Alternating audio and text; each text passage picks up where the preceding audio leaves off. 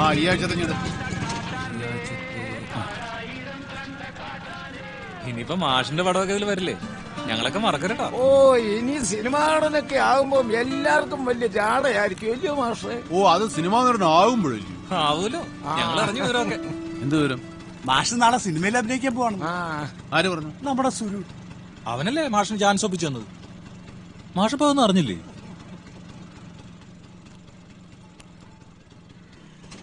ഞാനൊരു നമ്പറും കിട്ടു, അതങ്ങ് ഏറ്റു. പിന്നെ നമ്മുടെ ഒരു സ്റ്റൈലും ജാടയൊക്കെ കണ്ടപ്പോ അവരൊക്കെ സമ്മതിച്ചു. ശ്രീകുമാർ സാറിന്റെ സിനിമയിലാ ചാൻസ് കിട്ടിയിരിക്കണേ. പുള്ളി എടുത്ത പടങ്ങളെല്ലാം സൂപ്പർ ഹിറ്റ് അല്ലേ? അങ്ങേരെ പടത്തിലൊന്ന് തല കാണിച്ചാ മതി, ഇപ്പോഴത്തെ തലവര തന്നെ മാറിപ്പോ. ആരോടും പറയാതെ നീ സ്കൂളിൽ നിന്ന് അങ്ങോട്ടാ പോയത്? ഒരു സന്തോഷ വാർത്ത ഉണ്ടാവുമ്പോ നാട്ടുകാരെ അറിയിക്കണ്ടേ? എന്നാ പിന്നെ ഒരു ഓട്ടോറിക്ഷ വാടകയ്ക്ക് എടുത്ത് മൈക്കും കെട്ടി വെച്ചൊരു അനൗൺസ്മെന്റ് കൂടെ നടത്താൻ മേലായിരുന്നു. നാട്ടുകാർ മൊത്തം പറഞ്ഞു, ഞാൻ മാത്രം ഇതുവരെ ഒന്നും പറഞ്ഞു. ഒരു സസ്പെൻസ് ആയിക്കോട്ടെ നേരിട്ടാ. മാഷിന്റെ ചിരകാല ജീവിതദോഷം പൂവണിയാൻ പോവല്ലേ? എന്റെ അഭിലാഷത്തിന് ഞാൻ തന്നെ പൂവും കായോ കാണിച്ചോളാം. നീ ആരാടാ എനിക്ക് ചാൻസ് വാങ്ങിച്ചാരാ? മോഹനേട്ടൻ ഒരുപാട് ആഗ്രഹിച്ചിരുന്ന കാര്യമല്ലേ ഇപ്പൊ ശരിയായിരിക്കുന്നത്? അതും നല്ലൊരു സംവിധായകന്റെ സിനിമയില്. എടി ഇവനൊക്കെ ചെന്ന് ചോദിച്ചാൽ കിട്ടുന്നത് എന്തെങ്കിലും ഇമ്പ്രിക്ക റോളായിരിക്കും. ലോട്ടിലോട്ട് റോൾ ചെയ്യാനായിരുന്നു എനിക്കത് എന്നേ ആകായിരുന്നു. ചെറിയ വേഷമാണെങ്കിൽ സിനിമയിലല്ലയോ മോഹനം കുഞ്ഞെ? എന്റെ ലളിത ചേച്ചി ചെറുത് ചെയ്തോണ്ടിരുന്ന എന്നും ചെറുതേ കിട്ടത്തുള്ളൂ. റോൾ എന്താ ഏതാന്നൊന്നും പോലും തിരക്കാതെ ഓരോന്ന് കയറി കേട്ടിട്ട് കാളെ പറ്റൊന്ന് കേൾക്കുന്നതിന് മുമ്പേ കയറെടുക്കാൻ വരുത്ത. ഇനെങ്ങനെ കാളെ പറ്റാലാ? കയറെടുക്കണേ പ്രത്യേകിച്ച് ടാക്സ് ഒന്നും കൊടുക്കണ്ടല്ലോ. വെളിവും വെള്ളിയാഴ്ച ഇല്ലാത്തവനാണെങ്കിലും ഇവൻ പറയുന്നതിൽ കാര്യമുണ്ടോ? 10-15 ദിവസമായിട്ട് നേരം വിളിക്കുന്നവരെയാ ഷൂട്ടിങ്. ആ ഡയറക്ടറെ ആൾക്കാരെ വിളിക്കുന്നതേ ഡ്രാക്കുളേന്നാ. പിന്നല്ലാതെ മനസമാധാനത്തോടെ മനുഷ്യൻ കണ്ട് പെഗടിക്കാൻ പറ്റില്ലെന്നേ. ഇന്ന് ഞാൻ എന്തെങ്കിലും കാരണം ഉണ്ടാക്കി രാത്രിത്തെ ഷൂട്ടിംഗ് അങ്ങ് പൊളിക്കും. അപ്പൊ കാണാം. ഓക്കെ കൂടാന്ന്. സാറേ മാഷ് പുറപ്പെട്ടിട്ടുണ്ട്, ഇപ്പിങ്ങെത്തും. മാഷ നമ്മുടെ മാഷില്ലേ ഇന്നലെ പറഞ്ഞില്ലേ നടൻ? റോൾ എന്താന്ന് അറിയാത്തോണ്ട് മാഷിന് ചെറിയൊരു പരിഭ്രമം. അഭിനയിക്കേണ്ട ഭാഗം നേരത്തെ കൊടുത്താൽ മതി. മാഷ് നേരത്തെ പഠിച്ചോളൂ. സ്ക്രിപ്റ്റ് ഡയറക്ടർ ആയില്ല. അതെ, സ്വദേശി വായനശാല വാർഷികത്തിനെ മാഷ് കണ്ണുപൊട്ടനായിരുന്നു. 24 മണിക്കൂർ കൂടെ നടക്കണ ഞാൻ പോലും വിചാരിച്ച് യഥാർത്ഥത്തിൽ മാഷിനെ കണ്ണുപീസായിരുന്നു.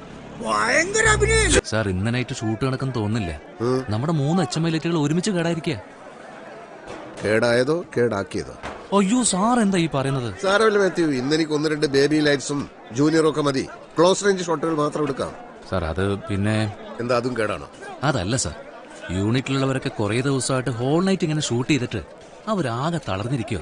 ഓ അതുകൊണ്ടാണോ ലൈറ്റ് കേടായത്? തളർച്ചയുള്ളവർ എന്നോടൊന്ന് പറയട്ടെ. മാത്യുവിന് തളർച്ചയുണ്ടോ? അയ്യോ ഇല്ല സാർ. ഉണ്ടെങ്കിൽ പറഞ്ഞോളൂ മാത്യു. നിങ്ങളൊക്കെ ചേർന്ന് എനിക്ക് പുതിയൊരു പേരിട്ടിട്ടുണ്ടെന്ന് കേട്ടു, ഡ്രാക്കുള. അയ്യോ സാർ സത്യമായിട്ടും നല്ല പേര്. ഈ പേര് ശരിക്കും എന്നെ ആവേശഭരിതനാക്കിയിരിക്കുകയാണ് മാത്യു. ലൈറ്റ് കേടായാലും ഇല്ലെങ്കിലും നൈറ്റ് ഷൂട്ടിംഗ് ഗംഭീരമായി തുടരുന്നതായിരിക്കും. നീ വെറുതെ കമ്മ്യൂണിസ്റ്റ് പെരുമാറുന്നത് കാര്യം പറഞ്ഞിട്ടിരിക്കാൻ. ആ പാവം പിടിച്ച മാഷിന് നാണം കടത്തിയപ്പോ നിനക്ക് സമാധാനമായില്ലേ? സംഗതി ആ പ്രൊഡക്ഷൻ കൊണ്ടാണ്ടോ എന്താടോ പ്രശ്നം? നമുക്ക് സമാധാനം ഉണ്ടാക്കാമെന്ന്. അല്ലെങ്കിലേ സിനിമക്കാരെ പുറകെ നടക്കുന്നെന്നും പറഞ്ഞ് ഒരുപാട് കളിയാക്കൽ കേൾക്കുന്ന മോനേട്ടൻ. അതിന്റെ ഇടയിൽ അവന്റെ ഒരു നീമൊട്ട് മോശമല്ലോ കളിയാക്കാൻ. ആഹാ അതാണോ കാര്യം? അല്ല രമേശ, നമ്മുടെ മാഷ് പണ്ടൊരു സിനിമ അഭിനയിക്കാൻ പോയില്ലായിരുന്നു. അന്നേ നമ്മുടെ ആ ജയകാന്തനും കൂട്ടരും ചേർന്നെടുത്ത സിനിമയായിരുന്നു അത്. അതിന്റെ ഷൂട്ടിങ്ങിന്റെ ഇടയിൽ ആ പ്രൊഡ്യൂസർ ഏതോ പെണ്ണുകേസ് പെട്ട അകത്തായത്. അങ്ങനെ ആ പടവും മുടങ്ങി.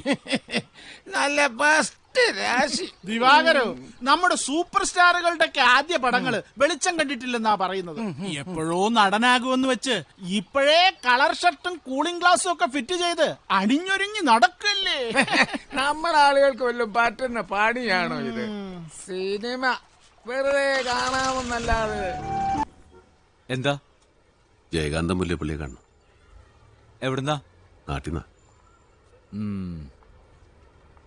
വാ.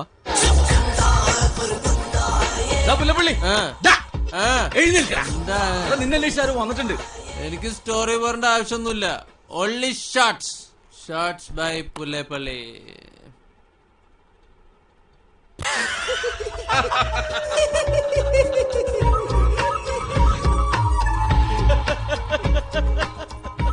ആ ഉടരുമ്പോ പറഞ്ഞേക്കാം.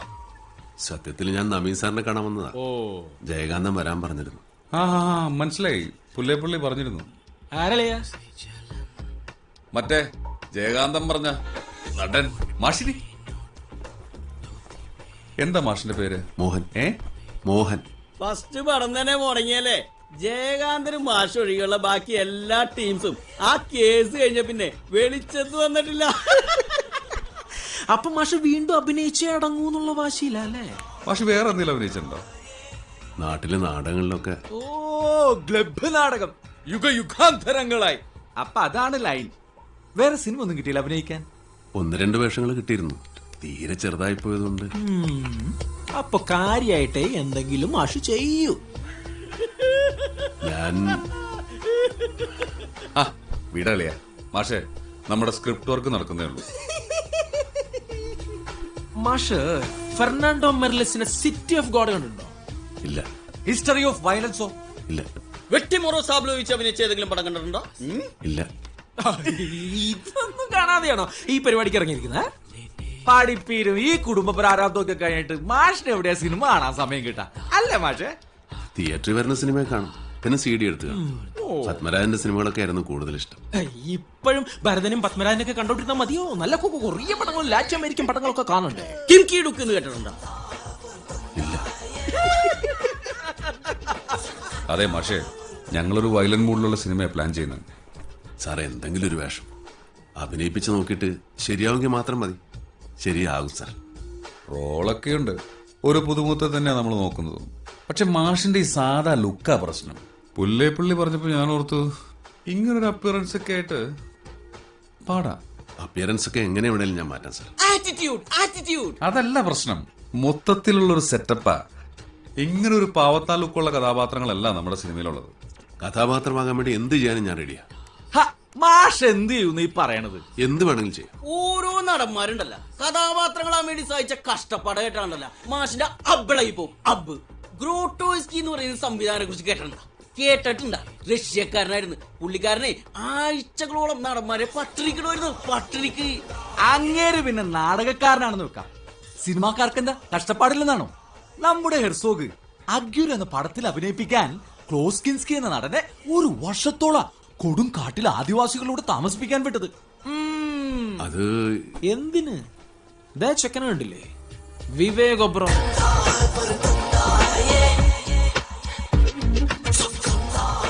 രാം ഗോപാൽ വർമ്മ സാറിന്റെ അടുത്ത് ചാൻസ് ചോദിച്ചു ചെല്ലുമ്പോ മുട്ട പൊഴിഞ്ഞ പോലത്തെ മുഖായിരുന്നു അവന്റേത്.